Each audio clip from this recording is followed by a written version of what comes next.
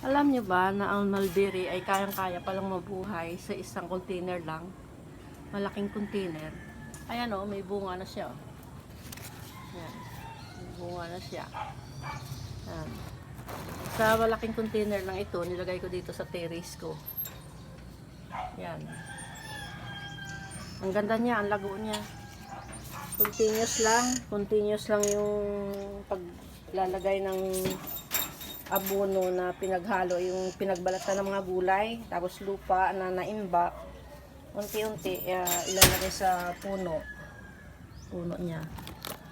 Ito, pandan, ang lago, lahat malalago. Yan.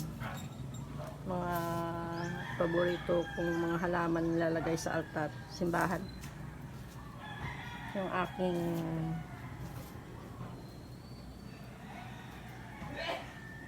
snake plant, ibang variety ng snake plant, ang lago. Yan. Ito naman sili, ang daming bunga, sili labuyo, dami yun ng bunga. Ganyan lang din.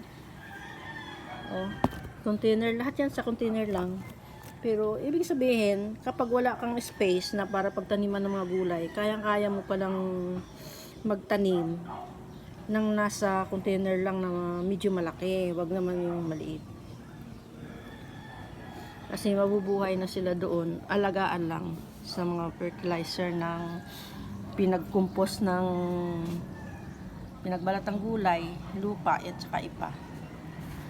Paborito nila yun. Yan. Rose. Ang rose ko, ayan, rose. Yung aking orchids. Hanggang doon yan sa dulo, buong terrace ko, nilagyan ko ng, nagpagawa ako ng patungan talaga ng mga paso dito sa terrace ko. Ayan siya. Nakuha ko na yung talagang gusto ko mangyari sa aking mga halaman. May mulberry din ako na hindi pa namumunga siya. Ayan, nakalagay din sa container. Pero yun sa ng container, maraming mga paso. Ang yanap. Yan, salo, yaman plants. Nakakatuwa itong umaga. Pag nagdidilig ka, ay ito ang makikita mo. Kaya tuwang-tuwa ako sa mga halaman. Okay, sa susunod na lang uli.